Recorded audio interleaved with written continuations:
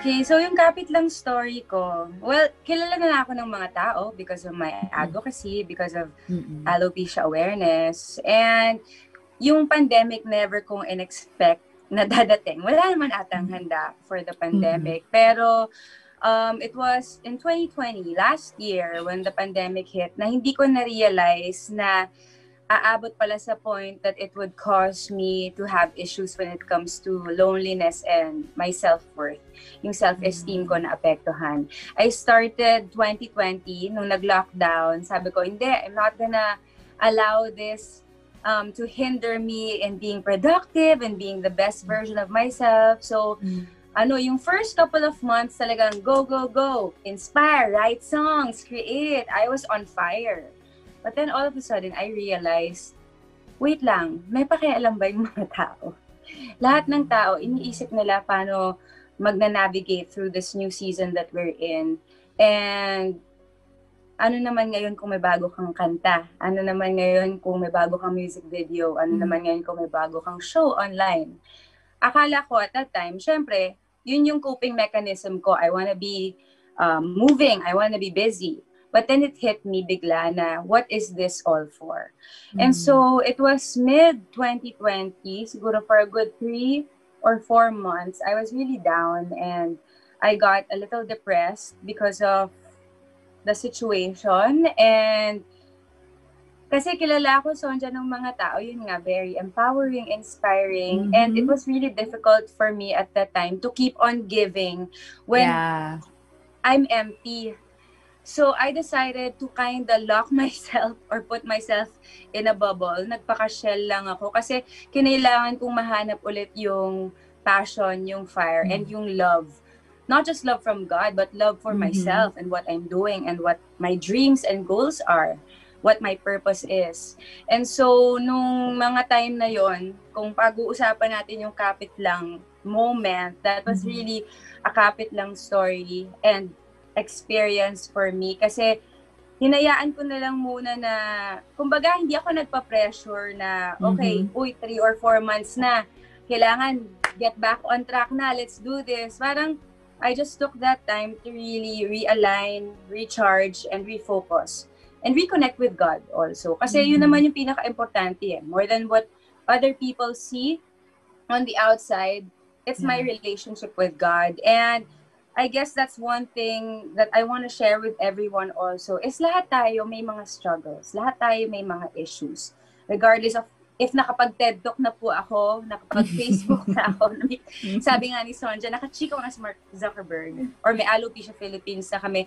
Tao pa rin po ako and meron pa rin po akong mga weakness. And I guess the pandemic really shook all of us and made us realize na we're not as strong as we are. We're not as brave as we are, which is good though, because it makes us go back to God.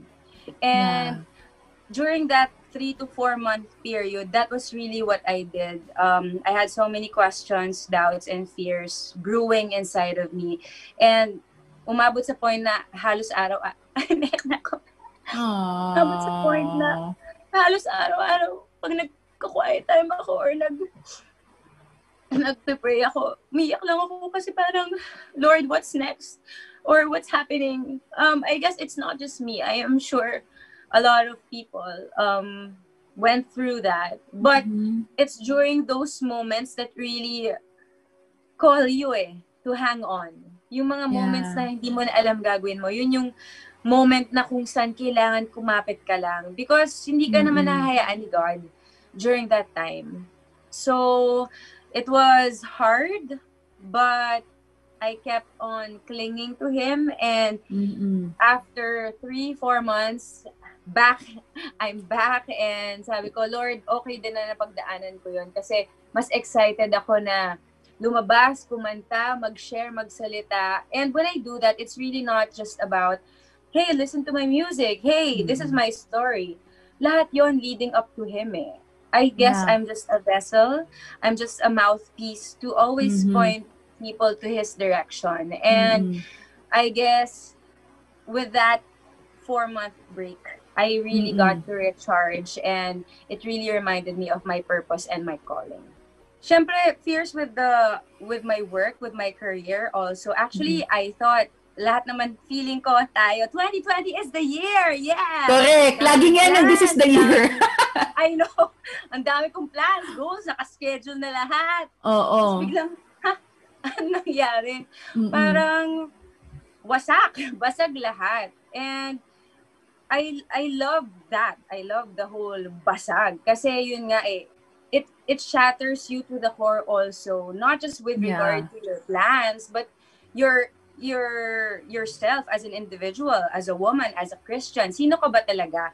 Parang yun yung naging purpose din ng pandemic eh. It made us really, nakuha ko to sa isang person, pero every time I'm asked about the pandemic, di ba sinasabi sa atin, stay home, lockdown tayo. Pero actually yung pagkakita ko doon is we were also reminded to stay home here and reconnect with ourselves. Kasi tayo, wala lang tayong kausap eh. Tayo lang sa bahay eh. To reconnect here, our home, which is ourselves, and our home, which is God. Parang it really was, the whole 2020 vision thing, I think really happened in 2020 kasi lahat tayo, namulat yung mata natin sa kung ano ba talaga yung nagmamatter. Parang after everything is stripped from you, all the business, the work, the plans, ano yung importante sa buhay mo? Ano yung pinakamahalaga? And so yun, medyo siya. Oo, pero I guess, Abby, going back to what you were saying kanina na you've decided na sige, I just need to yung lockdown, lock myself and refocus and parang have my moments with God. What moment led to that? Kasi alam ko ang daming confusion and all that, but what moment led to Lord, sige, okay lang, slow down tayo. I need to connect with you. Go. Vulnerable. Naalala ko vulnerable moment. Sabi mo, ano yung mga fears and doubts? Kasi I'm single now. So, sabi ko ng 2020, sige, I'm gonna step out of my comfort zone. I'm gonna meet people. Tapos, nasa bahay lang ako. Yung parang, oh Lord, I guess. Ang dami ulit ng mga single. Ako, na-encourage sila. Sige, go. So parang, so Lord, sige, online na lang. Pero hindi, din. Hindi kasi na-try ko na rin yun eh. Since open naman ako dito. Syempre, nakakakilala ka rin ng mga tao online. Pero another thing that led to this whole loneliness thing is, it's frustrating and disappointing to always open your heart and then, kunyari, get it rejected or get your heart broken. I guess that's a kapit lang moment for me also as a single person na sabi mo kasi ano yung nag-ano rin sa'yo to keep holding on na nakaka-burn out siya yung proseso na yon, pero it all goes back to God's promises eh, kung ano yung plano niya sa buhay mo.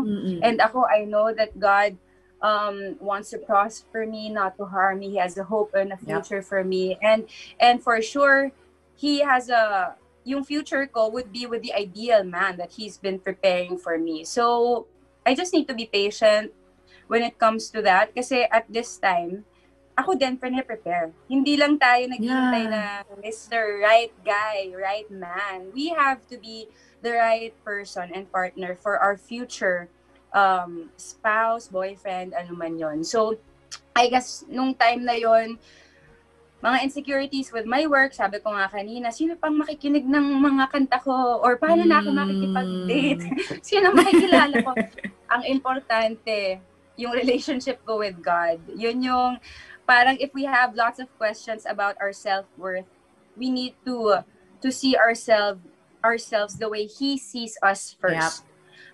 Bago yung sa labas. And I guess, kasi I'm a giver eh. I guess you know this also because you're in ministry, you're part of 700 Club. You know, we can't keep on doing this without filling our cups all the time. We need to fill our cups from the source that never runs out.